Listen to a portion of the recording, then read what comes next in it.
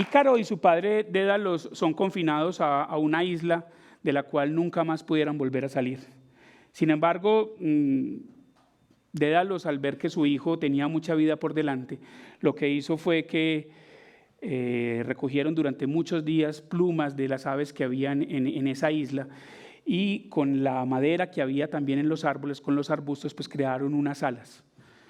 Cuando estuvieron listas estas alas y llegó el momento de volar, Dédalos se reúne con su hijo y le dice: vamos a hacer una cosa, vamos a salir de acá. Sin embargo, nunca volemos tan bajo, porque de pronto el agua de las olas haría que esas plumas desaparezcan. Pero tampoco nunca volemos tan alto, porque lo que pasaría es que el pegamento que tienen las plumas harían que éstas se suelten y nos precipitaríamos al piso. Empiezan su vida de aquella isla, todo iba muy bien. Sin embargo, hay un momento donde Ícaro decide volar cada vez más alto. Su ambición lo lleva a pensar que quería llegar mucho más cerca del sol y que podía hacerlo. Sin embargo, sucedió lo que su padre le había dicho. Las plumas empiezan a caer y él, sin más motivo, simplemente se precipita contra el suelo y muere. Su padre va y lo encuentra allí tendido. Yo soy Felipe Jaramillo Vélez y de esto hablaremos hoy. Vamos a hablar un poco sobre algo que en algún momento llamé el ascenso de la técnica sin reflexión. Algo que me llevó también a crear algo que es lo que tengo acá en mi pecho, que se llama Aún Humanos, que más que una marca se ha convertido en una razón de vida. Hace ya como 10, 12 años estaba caminando por una universidad acá en la ciudad de Medellín y me senté en una silla y en ella encontré unas fotocopias que estaban subrayadas con un resaltador amarillo. Y lo que estaba subrayado era una frase que decía: el verdadero problema de la técnica de máquinas está cuando ésta empieza a entregar más de lo que por el hombre le es solicitado. Eso hace ya más de 12 años. Volvamos a la frase. El verdadero problema de la técnica de máquinas está cuando ésta empieza a entregar más de lo que por el hombre le es solicitado. Quiere decir, cuando la máquina empieza a hacer cosas por sí sola, sin necesidad de una instrucción del hombre. Y créanme, hace 10, 12 años eso ya estaba pasando. A mí me llegaban cosas de Amazon, me llegaban libros, me llevaban algunos elementos que yo utilizaba cotidianamente y no los estaba entregando una persona, nadie estaba mirando mis historiales, lo estaba mirando ya una máquina. Ya ahí había algunas señas de que la máquina podía hacer cosas que por el hombre no le era solicitado. En ese momento yo entro en una etapa compleja de mi vida porque empiezo a atentar contra la máquina, empiezo a no gustarme la máquina, dejo de un lado el computador, cada vez utilizo menos celular y empiezo a ser un poco más orgánico. Sin embargo, eso no duró mucho porque llegó Ortega y Gasset y lo que me dijo fue: el hombre sin la máquina no es nada, la máquina sin el hombre no existiría. Y ahí yo encuentro como un momento donde puedo matizar un poco y donde puedo decir: el problema no es la máquina, el problema somos nosotros, ¿cierto? Es lo que nosotros hagamos con la máquina. Y en ese momento empiezo a leer muchas cosas, empiezo con una búsqueda personal sobre eso que en principio llamé el ascenso de la técnica sin reflexión, y era como la técnica rápidamente estaba creciendo sin que nosotros tuviéramos control de ella y sin que estuviéramos reflexionando qué estaba pasando con ella, ¿cierto? Era una cosa clara, las personas que están acá son muy jóvenes, pero los que ya somos modelo 50 o un poquito más, somos personas que nacimos en lo análogo, es decir, muchas de las cosas que ahora se hacen digitales lo hacíamos análogamente. Fueron muchos los trabajos que yo hice a máquina, o inclusive entregábamos los trabajos en los colegios y en las universidades, los entregábamos a mano, escribíamos a mano.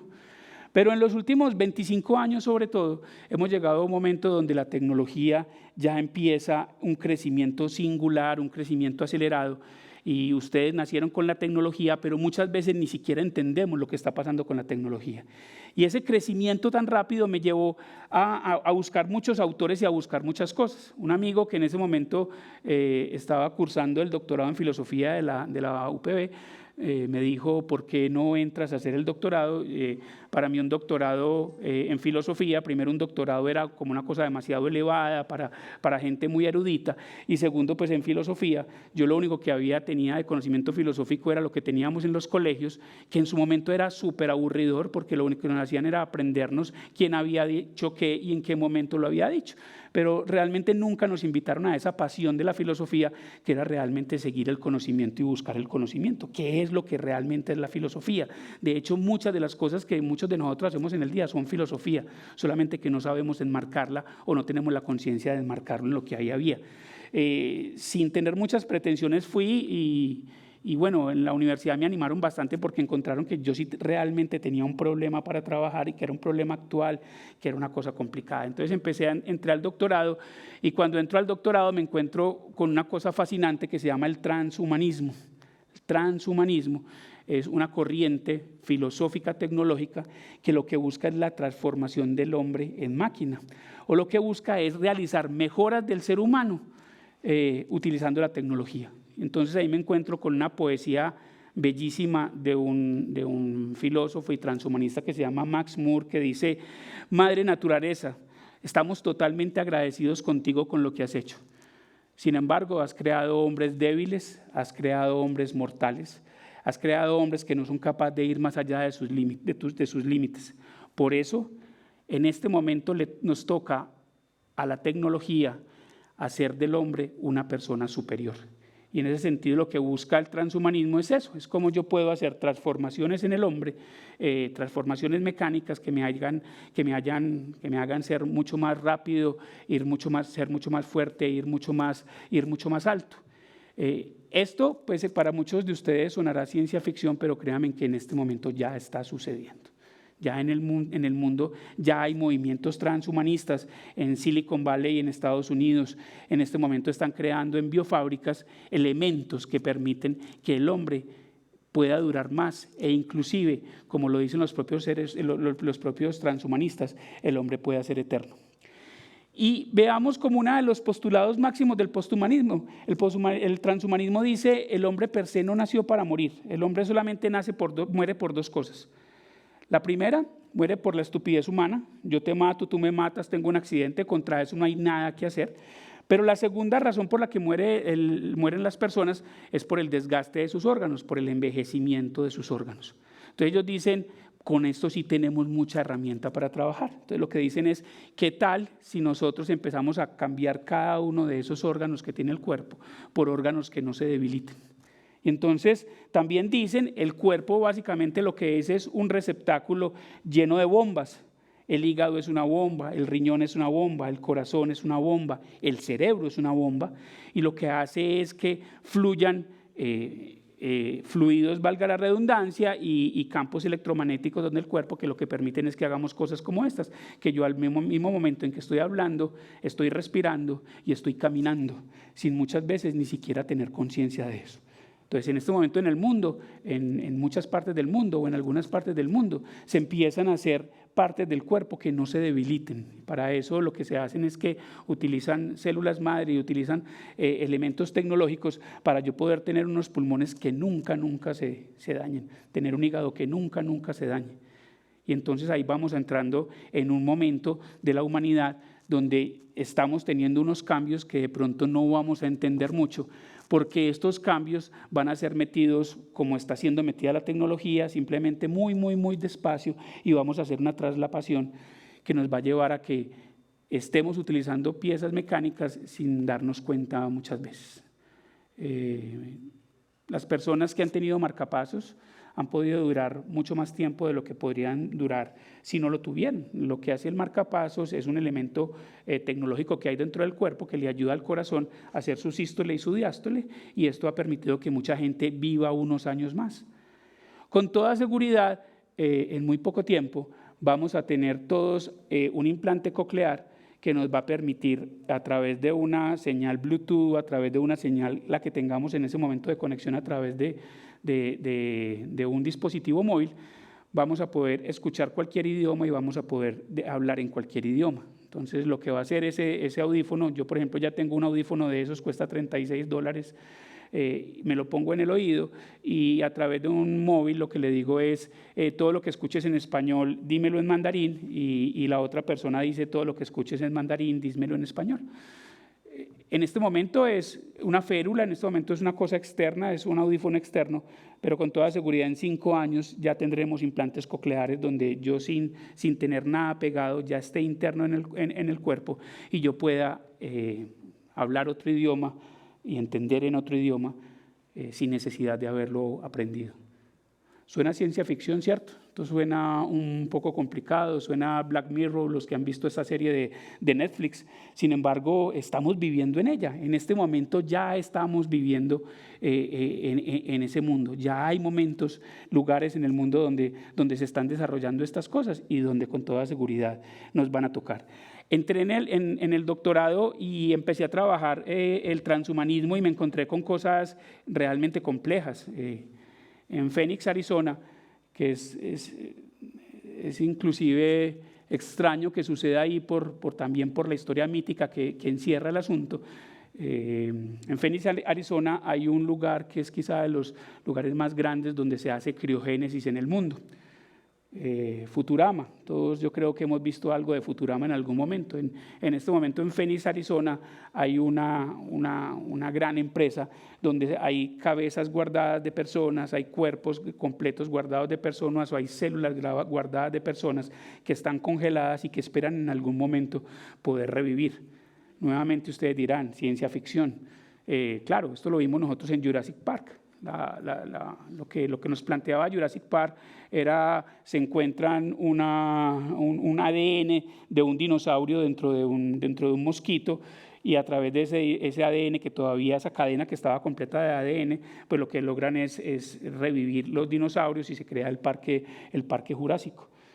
Lo mismo pretenden estos transhumanistas hacer con el cuerpo humano, es congelar, preservar esas cadenas de ADN intactas para que en algún momento podamos volverlas a la vida. Esto lo que hace es que los transhumanistas digan que el primer hombre inmortal ya nació. Cuando dicen el primer hombre inmortal ya nació, pues yo no creería que sea inmortal, pero sí creería que el primer hombre de 150 años es muy posible que ya haya nacido. Y ya ha nacido por muchas situaciones. Primera, por lo que les estoy contando. Segundo, porque empiezan a aparecer una cantidad de elementos en el mercado que hacen que la gente cada vez tenga un mayor cuidado de su cuerpo, ayudado inclusive por fármacos. Entonces, por ejemplo, los nootrópicos son fármacos, son pastillas que lo que hacen es que tú te mantengas más activo, que tú tengas más capacidad cerebral, que tú tengas más capacidad de desarrollo. Y hay gente en el mundo consumiendo muchas de estas pastillas, muchos nootrópicos. Hay gente que se está aislando y está yendo a lo que llaman las zonas azules, donde básicamente la gente vive más porque el contexto hace que pueda vivir más. Es un ambiente natural, menos enrarecido, con menos efectos invernadero del que podemos tener en las grandes ciudades, y lo que hace es que las personas puedan durar un poco más. Esto me llevó a mí a plantear una tesis donde decía que ya estábamos en un punto donde nosotros ya no somos Homo sapiens, nosotros ya no somos hombres que pensamos, sino que nosotros ya somos Homo machine, ya somos hombres máquina. Y somos hombres máquina y estamos como en esa prehistoria, pero va avanzando rápidamente porque nosotros en este momento ya somos cyborgs. Y la definición de un cyborg básicamente es la unión del hombre con la máquina para hacer algo que el hombre necesita. En este momento, aunque yo todavía tengo mi cuerpo intacto, no tengo ninguna inserción tecnológica, a diario utilizo inserciones tecnológicas externas. Utilizo férulas externas que me hacen que yo pueda desarrollar cosas con la máquina y que sin ellas inclusive yo ya no podría hacer muchas cosas, no podría entender inclusive el mundo. Hay una periodista argentina, en alguno de sus artículos en el Clarín decía, ¿qué pasaría si Internet colapsara? ¿Qué pasaría si en este momento en el mundo Internet colapsara? Y yo creo que la respuesta es que no seríamos capaces de sobrevivir, la gran mayoría. Y no seríamos capaces de sobrevivir simplemente porque, por ejemplo, el único dinero que tendríamos es el que tengamos en efectivo en el bolsillo, porque nosotros ya no tendríamos un historial en el banco, no tendríamos cómo sacar plata del banco. Yo ya no podría ir a una EPS o a un sistema de medicina porque es que los registros no existen, o sea, los registros físicos, los CARDES ya no existen, todo está en la nube, todo está en algunos lugares. Y hay una protección de la nube que que todas las empresas lo tienen, que se llama la redundancia, y es que para proteger esa información, pues esa información está albergada en Estados Unidos, está albergada en Europa y al mismo tiempo está albergada en Oceanía. Eso hace que si falla uno, pues yo simplemente tenga un backup de esta información, pero sigue siendo información mediada por Internet, por la red. ¿Qué pasa si Internet colapsa? ¿Seríamos capaces de sobrevivir? ¿Tendríamos sistemas de transportes que pudieran funcionar?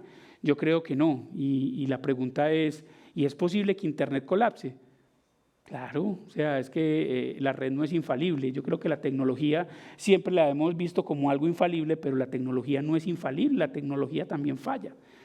Y en eso yo creo que el ser humano está teniendo un elemento complejo en su vida, y es que poco a poco ha ido entregándole a la máquina cosas que antes eran de los seres humanos.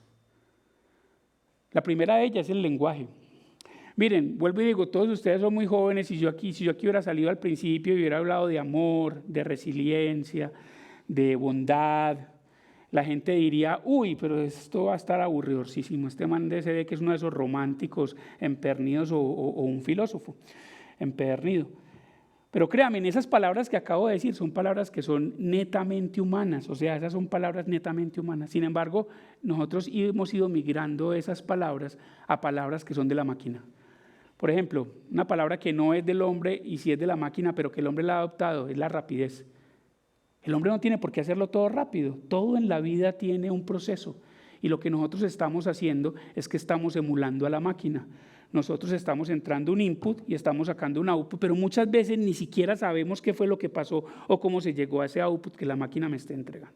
Y lo voy a decir con un elemento que a todos nos ha pasado, y es que todos los que hemos estado acá, pues hemos tenido en nuestras manos un libro fantástico, y es un libro que es fantástico por la filosofía que hay dentro de él, a pesar de ser un libro netamente matemático. El Álgebra de Baldor era un libro que al principio tenía los problemas, y entonces tenía cómo hacer una factorización, y entonces uno abría dos paréntesis, le ponía 2x aquí, ponía un número, un igual a 0, y habían una cantidad de problemas que al final el libro nos presentaba las respuestas, y nos preguntaba las respuestas, pero era porque en sí el libro no necesitaba respuesta, lo que nos invitaba no era la respuesta, nos invitaba era el camino. Entonces, cuando a uno le ponían esos problemas, el profesor a uno le ponía 3,5 o 3,8 o 4, dependiendo hasta dónde lo llevara. Entonces él decía, ya por aquí iba bien el muchacho, le va a poner 4,5, o por acá no iba tan bien y le ponía 2,1. Lo que se calificaba era el proceso, y los seres humanos, pues para todo hay un tema de proceso. En el colegio muchos de nosotros hicimos un experimento con un frijol, donde poníamos el frijol en un algodón, lo poníamos en agua, y uno todos los días se levantaba y miraba cómo iba el frijol. Y créanme que por más que ustedes insistieran, por más agua que le pusieran a ese frijol, por más luz que le pusieran, por más cosas que hicieran, el frijol simplemente iba a germinar cuando tenía que germinar, cuando era el momento de germinar. Pero los seres humanos, adoptando cosas propias de la máquina y aprovechándonos de ese lenguaje de ella, pues hemos hecho de la rapidez una cosa perversa en la vida de nosotros. Todo tiene que ser rápido, todo lo tenemos que hacer rápido. No podemos esperar a que las cosas sucedan. No, yo tengo que dar un input y tengo que recibir un output. Eso nos ha llevado incluso a que sintamos que cada año va mucho más rápido que el anterior. Los que vivimos, como les dije, en los años 80 y 90, la vida era mucho más lenta. Claro, es que la vida era mucho más pastoril, la vida era mucho más silenciosa, la vida era mucho más cauta. Sin embargo, cuando llega la máquina, todo había que hacerlo rápido, y la rapidez entonces entró como un torbellino a nuestras vidas, y nos hizo cambiar un poco, no solamente el lenguaje, sino esa forma de vivir. Una segunda palabra que es propia de la máquina, pero que el hombre la apropió, es infalibilidad, o sea, es el no equivocarse. Y créanme, en este momento estamos parados acá, estamos con toda esta tecnología que tenemos acá. No ha sido por los grandes triunfos de las personas, ha sido por la cantidad de errores que cometieron. O sea, simplemente algo que se crea es el resultado de muchos errores que dieron como resultado una cosa que se hizo y que se hizo positivamente. Sin embargo, nosotros cada vez estamos atacando mucho más esa posibilidad de equivocarnos. Los seres humanos tendemos a caernos muy rápido, estamos siendo poco tolerantes al fracaso. A nosotros nos dicen cualquier cosa y eso nos queda retumbando durante un día, durante horas, durante días, nos queda retumbando en la cabeza. Y era algo que esa persona que nos lo dijo ya ni siquiera se acuerda que nos lo dijo, pero sin embargo a nosotros nos sigue retumbando. Es muy triste, pero uno empieza a ver niños de menores de 10 años suicidándose simplemente porque a la maestra no le gustó un dibujo que hizo o porque tenía un estrés muy grande en el kinder o en el prekinder. Eso es increíble, pero somos seres humanos que ya no somos tolerantes al fracaso. Con cualquier cosa nos estamos derribando y nos estamos cayendo. Y la tercera palabra, que es muy complicada, sobre todo para los empresarios, es una palabra que es productividad. Entonces, resulta que la palabra productividad entra de moda con las máquinas porque tenemos que ser muy productivos, tenemos que hacer muchas cosas, tenemos que ser capaces de entregar mucho en muy poco tiempo. Sin embargo, la pregunta es si realmente el ser humano tiene que ser productivo o si realmente el ser humano lo que tiene que terminar es haciendo lo que desea hacer y lo que quiere hacer, más que ser productivo. Y esto pues me llevó a muchas preguntas muy complicadas en ese doctorado que fue dando muchas vueltas y al terminarlo yo estaba buscando como algo que me recogiera como todo eso que había pensado. La tesis que hice fue una tesis rara porque mi tesis yo no la escribí, no fue un libro así gordo, sino que yo mi tesis la escribí en epístolas. Yo le escribía cartas a mi director de tesis. Afortunadamente él tenía un nombre muy poético, él se llamaba Víctor Hugo, entonces mi tesis se llamó Cartas a Víctor Hugo y fueron 9 cartas que yo le escribí a Víctor Hugo, donde yo les ponía a él todos los problemas que yo veía con la tecnología, o sea, cómo la tecnología estaba entrando en el ser humano de una forma demasiado invasiva sin que el ser humano tuviera conciencia de eso. Obviamente le metí un poco de literatura al asunto, yo iba muriendo, Víctor Hugo, yo había peleado con él porque yo era muy dogmático y al final en la última carta yo me suicido y él post-mortem encuentra las cartas y escribe una carta bellísima que realmente existe. Entonces esa tesis lo que me ayudó a mí fue como a recordar una cantidad de cosas, pero yo quería enmarcarle en algo, o sea, el ascenso de la técnica sin reflexión, el paso de hombre a máquina, el punto de no retorno, eran nombres bacanos, pero yo quería algo que me permitiera a mí navegar por esas aguas el resto de mi vida. Y como ocurren muchas cosas, yo creo que muchos de ustedes no me podrán negarlo, hay cosas fantásticas que le ocurren a uno en el baño, cuando uno se está bañando, a uno muchas veces se le ocurren cosas muy bacanas, pero los que tenemos poca memoria tratamos como de aprenderlas y de salir y poderlas apuntar o poder hacer algo con ellas, pero muchas veces salimos y se nos olvidan, ¿cierto? Afortunadamente a mí era una cosa muy corta, pero en ese momento de inspiración, en ese momento de esa serendipia, pues salió la frase aún humanos, o sea, aún somos humanos, aunque estemos teniendo una técnica sin reflexión, aunque estemos ya en un paso del hombre a la máquina, aún somos humanos. Y eso que nos hace humanos, pues es como la gran reflexión que yo he venido trabajando durante los años que fueron posteriores al doctorado. Y en ese sentido, pues me he ido como por dos ramas. Una primera rama habla de un humanismo digital. Y ese humanismo digital está como no atacamos a la tecnología, pero cómo comprendemos un poco lo que está pasando con ella y somos capaces de poner ciertos límites, inclusive personales, frente a ella.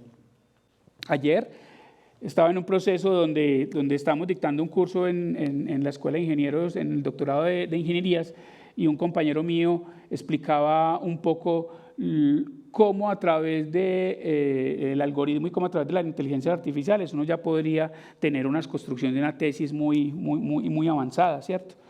Y entonces la discusión que ahí había era muy clara, o sea, es claro que en este momento una inteligencia artificial te puede construir una tesis completa, inclusive decirle que quieres que sea innovadora, que quieres que tenga tales puntos y te la puede hacer completa.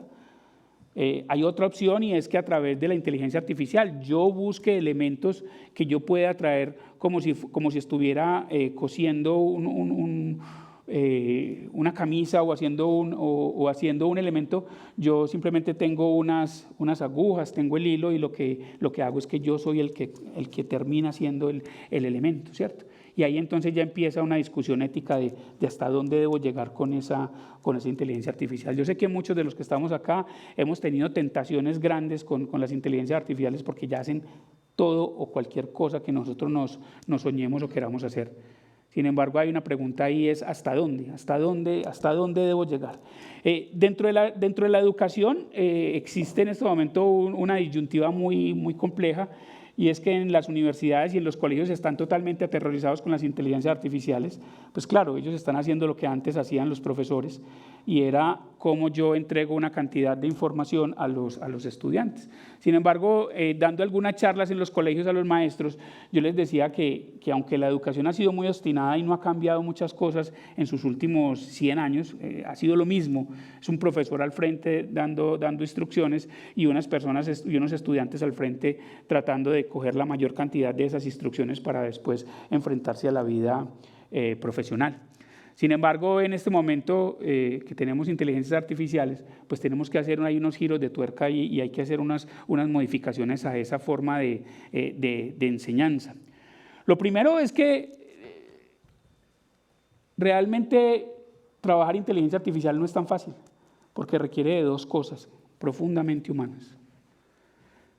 La primera es saber preguntar, ¿cierto? Entonces, en este momento, lo más complicado con la inteligencia artificial te puede hacer tu página web si tú quieres en menos de media hora, pero tú le tienes que preguntar bien, le tienes que dar instrucciones acordes para que te la haga. Entonces, lo primero que nosotros tenemos que hacer es volver a un elemento básico que inclusive ya en los colegios y en las universidades enseñan, y es la capacidad de preguntar.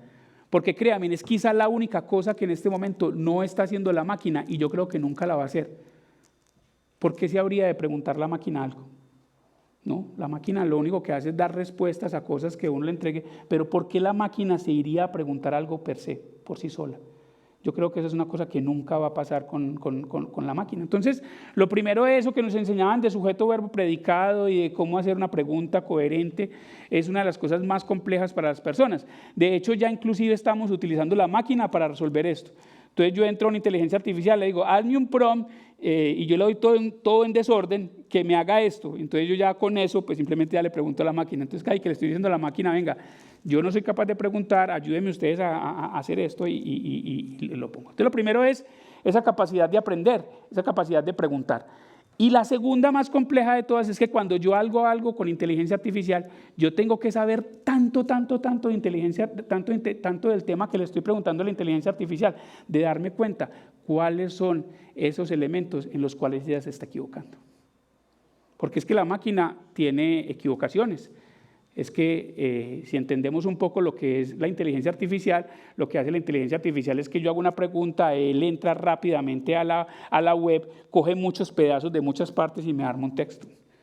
Sin embargo, todos somos conscientes de que en la red hay muchas cosas que o no son ciertas por desconocimiento, o no son ciertas porque alguien las puso para que realmente la gente cayera en el error, o porque hay muchas cosas que simplemente tienen lo que se llaman alucinaciones y son momentos de la máquina donde la máquina no es capaz de responder. Y la máquina se volvió tan culebrera, que ya empieza hasta a inventarnos. Se le pregunta algo que no entiende la máquina y él empieza como a tratarle de dar una respuesta y uno mismo la corrige y le dice, no, pero ven, y ella misma le dice, sí, discúlpame, de pronto no tenía suficiente información y por eso te di esa respuesta. Entonces, miren, yo creo que no todo está perdido en términos de educación, o sea, todavía nos quedan dos cosas muy importantes para enseñar en las universidades y en los colegios. Primero, es hacer que la gente sepa mucho de eso, que en lo que se desarrolla, y lo segundo es que sepa realmente, que sea realmente preguntar. Y en ese sentido, pues lo que me lleva a mí en ese primero universo de humanismo digital, es cómo yo sigo utilizando la máquina para hacer cosas, pero cómo no me pierdo en esa sensación que ella me da muchas veces de tranquilidad y de felicidad, y cómo soy capaz de a veces desconectarme y buscar otros elementos fuera de la máquina. Cómo soy capaz de vivir más allá del celular, cómo soy capaz de vivir más allá del algoritmo, cómo puedo regresar un poco a esas preguntas primogénitas que siempre había tenido la humanidad, que eran bellísimas. El hombre durante muchísimos siglos solamente se dedicó a dos búsquedas, que eran la felicidad y la libertad.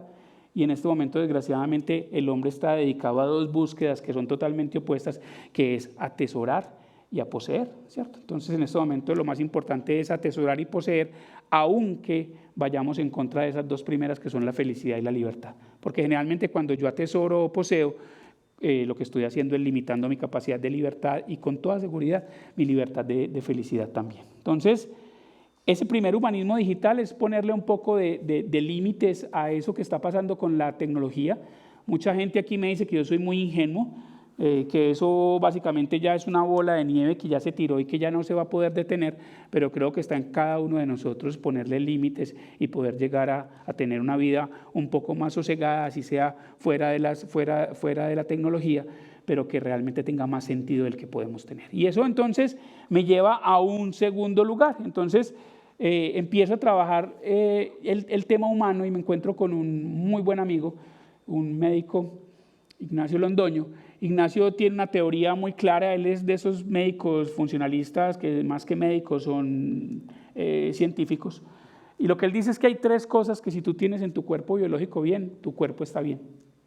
Entonces, claro, cuando uno le dicen esto, uno mismo piensa en el cerebro, piensa en el corazón, piensa en los pulmones, pero no, o sea, hay tres cosas que tú te revisas bien en tu cuerpo y si están bien, lo más seguro es que tu cuerpo esté muy bien. La primera de ellas es la tiroides. La tiroides es un filtro que tiene el cuerpo que es muy, muy importante.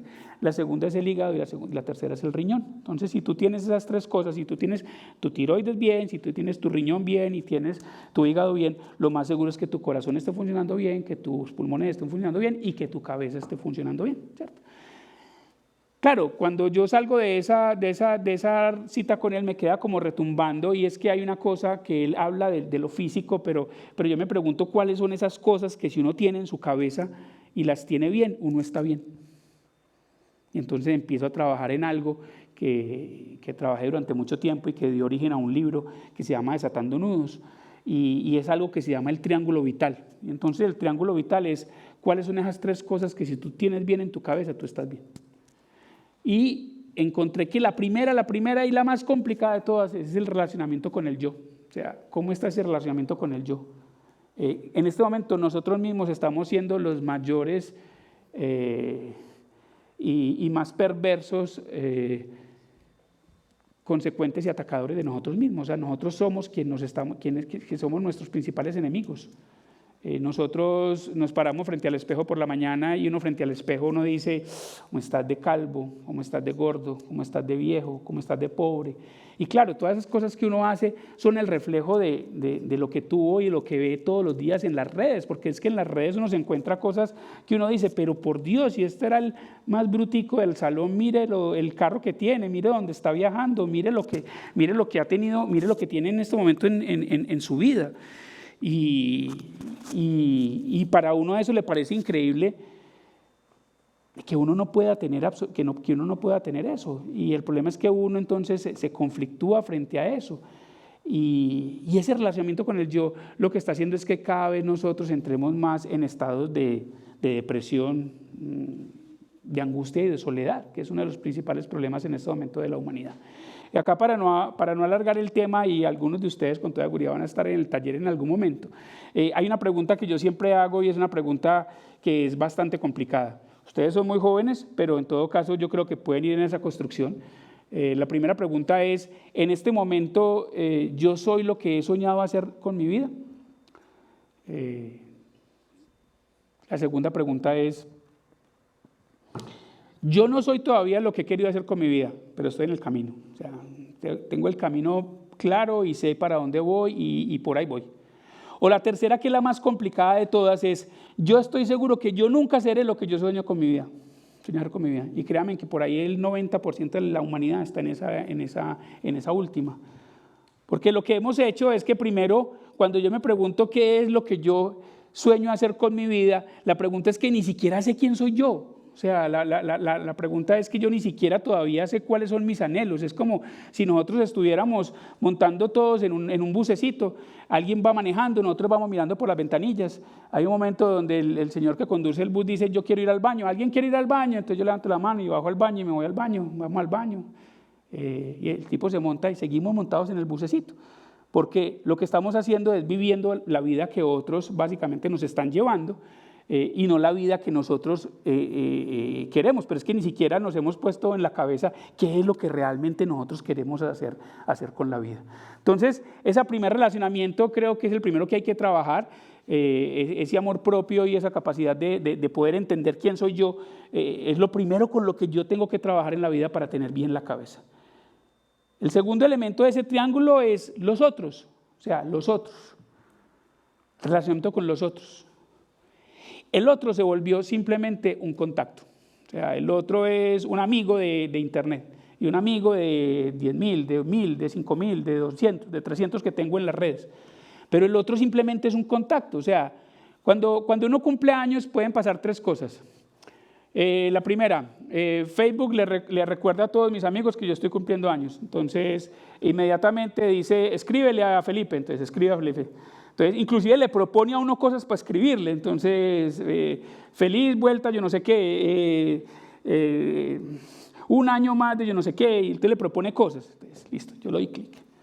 La segunda que yo puedo hacer es que yo no lo felicito por redes sociales, pero al menos cojo el WhatsApp y le digo, hey Felipe, ¿cómo estás? ¿Qué has hecho? Hace tiempos que no nos vemos, pero hey hermano, felicitaciones, que pases un día muy, muy rico con tu familia. La tercera que puede pasar, y ya vamos mejorando, es la llamadita. Entonces uno coge el teléfono y llama y dice, hey hermano, feliz cumpleaños, listo, bien. Y la más potente de todas que ya no ocurre es felicitar al otro frente a frente, o sea, esa cada vez es menos usual, y cuando sucede, créanme que eso es lo máximo, o sea, ese es el culmen de lo que uno puede pasar, pero es porque el otro se ha convertido en eso, se ha convertido simplemente en un contacto, en una persona que como dijera Roberto Carlos, yo quiero tener 1 millón de amigos, pues uno tiene 1 millón de amigos, pero cuando va a ver, realmente no tiene a nadie al lado. Y ahí voy a contar una pequeña historia que parece muy dramática, bueno, que es muy dramática, pero que nos ayudan a entender una de las razones por las cuales el otro ya no existe y el otro simplemente es un contacto. Y la palabra es confianza. Nosotros hemos perdido la confianza en las personas. Resulta que el papá está con el hijo y el papá le dice al niño, vamos a hacer un ejercicio de confianza. Yo sé que muchos de ustedes han estado en un taller donde alguien se pone detrás y uno se deja caer y el otro lo sostiene, entonces es un tema de confianza, ¿cierto? Entonces resulta que él le dice al hijo, va un poquito más allá y le dice al hijo, vas a subirte a ese armario que está ahí, te vas a tirar y yo te voy a coger, te voy a enseñar lo que es la confianza. Entonces el niño va un poco más allá, se va para el baño y se pone una toalla a los Superman y se sube al armario y se tira del armario. Y cuando se tira del armario, el papá se quita y el niño cae al piso. Se quiebra los dientes, se quiebra las manos, se vuelve nada.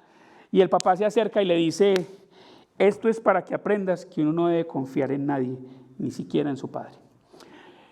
Esto es muy dramático, muy complejo, pero creo que todos, por jóvenes que seamos, nos hemos subido a ese armario y nos hemos tirado. Y nos hemos tirado en relaciones de pareja, en relaciones familiares, en relaciones con hermanos, en relaciones laborales.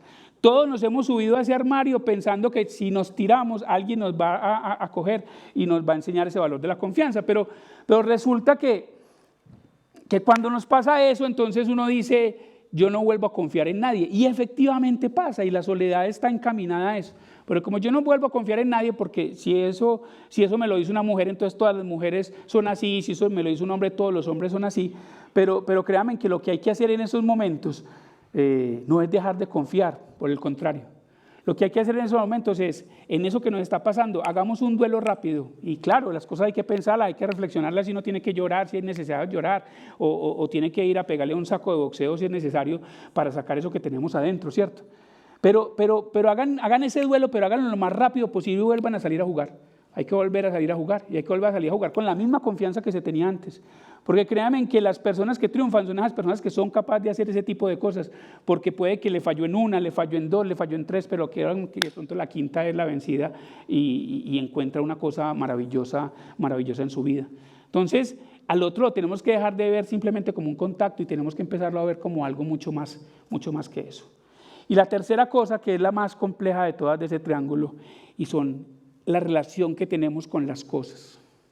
Nosotros nos hemos cosificado totalmente. El lugar donde más pantalones diésel venden en Medellín es en Puerta del Norte. Y no es en El Tesoro, ni es en Santa Fe, no, es en Puerta del Norte.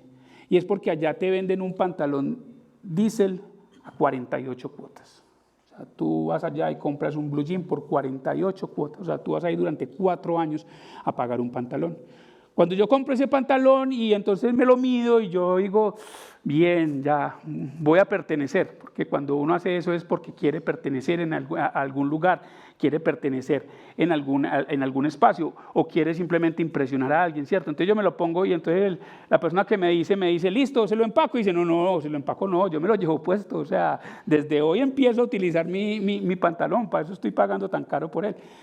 En el peor de los casos, sale en su moto, se estrella en la esquina, se rompe el pantalón y tiene que volver 48 cuotas a pagar su pantalón.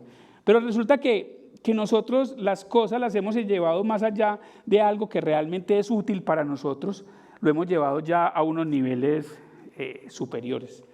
Y para nosotros entonces las cosas se volvieron esa meta que debemos tener, y muchas veces inclusive ese placebo de las tristezas.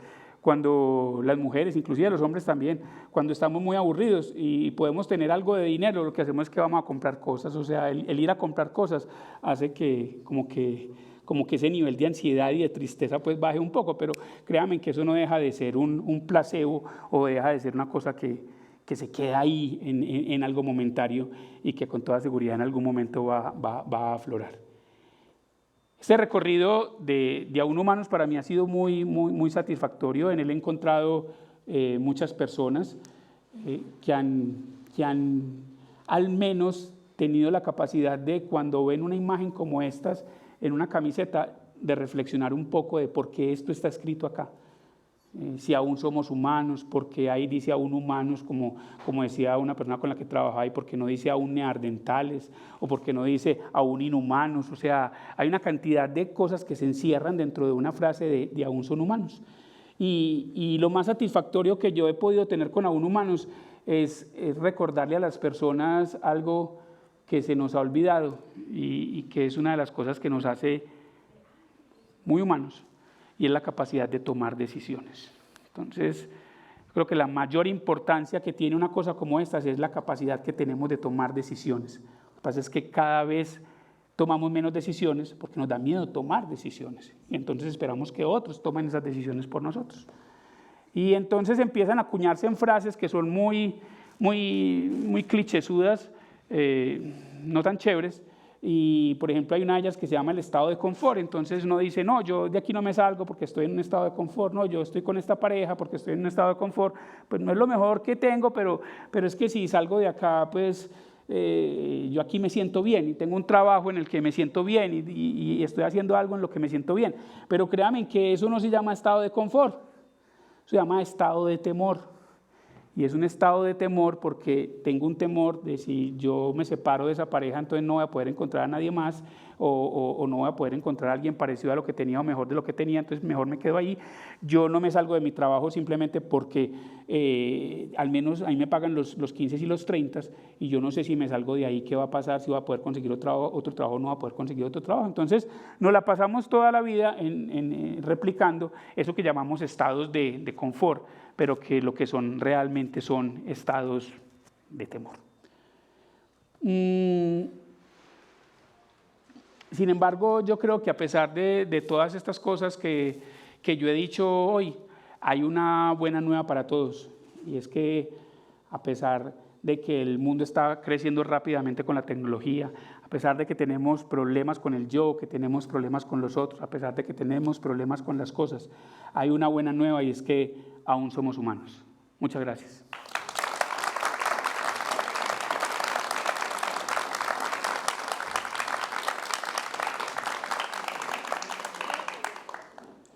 Bueno, primero que todo, mucho gusto.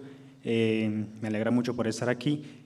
Al comienzo de esta charla decía algo muy importante, que es que la tecnología no es mala, sino que lo malo es el uso que le da el ser humano. ¿Cómo cree que las generaciones que vienen deberían de educarse para aprender a entender eso, para aprender a conocer y ayudarse de esa tecnología para crear un mejor futuro y no dejar que ésta simplemente los lleve sin generar un pensamiento propio?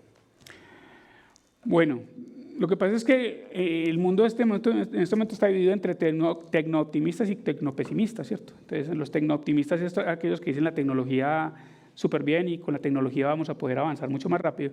Y los tecnopesimistas, pues lo que nos dicen es pilas, que si seguimos con esta tecnología a lo mejor terminemos acabando con el mismo ser humano, ¿cierto? Aquí quiero recordarte un pedacito de una película que se llama Yo, Robot. Eso es un libro de Asimov bellísimo, pero en la película que Will Smith es el protagonista, se para frente a una máquina y le dice, es que tú no eres más que una cantidad de hojalata, o es que acaso tú eres capaz de escribir una sinfonía, acaso eres capaz de pintar un cuadro, acaso eres capaz de bailar como Fred Astaire. Y la máquina se queda mirando y le dice, y tú sí. Entonces, hay como una contradicción muy grande porque creemos ser muy sensitivos, pero no estamos siendo tan sensitivos y estamos perdiendo esa sensibilidad. Sin embargo, yo creo que el mundo se ha dado cuenta de muchas cosas a tiempo. En su momento, la fusión nuclear era la forma más fácil de hacer energía, la más barata, la más económica, la más ambientalmente sustentable. Sin embargo, pasa lo que pasa en las centrales nucleares, estallan, y los humanos dicen, venga, regulemos esto, que esto puede ser bastante peligroso en manos de la persona menos adecuada, ¿cierto?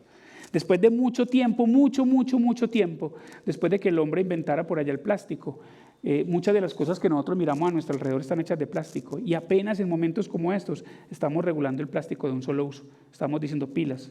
Ese plástico puede simplemente llevar al hombre a entrar en complicaciones más grandes de las que en este momento tiene con el medio ambiente. Yo sí espero que haya movimientos contraculturales en los cuales inclusive ya se empiecen a ver señas de, sobre todo la juventud, empiece a reflexionar un poco sobre lo que está pasando. Hay ya partes del mundo donde hay unos celulares que ustedes no conocen, nosotros llamábamos la flechita, pero eran los Nokia, eran celulares que solamente servían para hablar, tenían un jueguito que se llamaba Buscaminas y estallaba unas minitas, o otro que llamaba una culebrita, pero era lo único que uno podía hacer en un celular. Pero créanme que Nokia volvió a lanzar esos celulares y en algunas partes del mundo está haciendo furor, porque hay gente que dice, no, yo quiero mi celular solamente para hablar y no me quiero distraer tanto como lo que estoy haciendo en este momento. El campeón mundial de sumo, un señor así grande que compite con un pañal puesto, antes de salir a competir hace crochet, y cuando él está en su ejercicio anterior está haciendo crochet y cose. Entonces, cuando a él le preguntan, él dice, es que yo tengo una capacidad de relajarme y no lo hago ni haciendo más fuerza, ni golpeando a un saco, o ni haciendo ejercicios fuertes, sino que yo simplemente me relajo y puedo salir haciendo crochet. Entonces, yo tengo como una esperanza de que tengamos una gran reflexión, porque en este momento la humanidad está en dos caminos. El primero de ellos es seguir el camino del ego, y es ese camino de hasta dónde puedo llegar. Y créanme, el hombre ha sido capaz de hacer casi todo lo que ha escrito. El hombre descifró la cadena de ADN, el hombre fue capaz de clonar una oveja, Dolly. El hombre en este momento, hay personas en este momento viviendo en el espacio, en una estación espacial. O sea, el hombre ha sido capaz de hacer casi cualquier cosa. Es que hace 30 años los celulares solamente pertenecían en una caricatura que se llamaba Dick Tracy, y el hombre ha sido capaz de hacerlo casi todo. Entonces, ese primer camino es, sigamos a ver hasta dónde podemos llegar. Y el segundo es un camino que para mí es muy importante, y es el camino de la prudencia. Y es eso que yo puedo decir, yo soy capaz de hacer eso como raza humana, yo soy capaz de hacer eso como hombre, no lo debo hacer. Y no lo debo hacer simplemente porque va en contra de lo que hasta ahora hemos conocido como humanidad.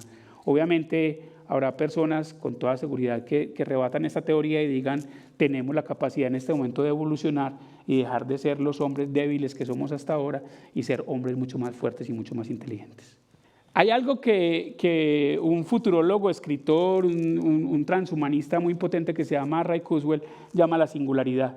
Y la singularidad es ese momento donde se junta el hombre con la máquina.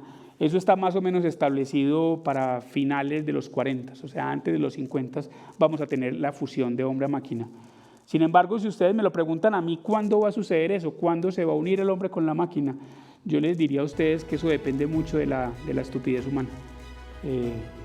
Puede suceder muy rápido, tenemos la capacidad para hacerlo, o tenemos la capacidad simplemente de ralentizar un poco las cosas y hacer que el ser humano pueda seguir con sus defectos, su camino hacia esas búsquedas milenarias que se proponían, que para mí deben ser las fundamentales, que son la felicidad y la libertad.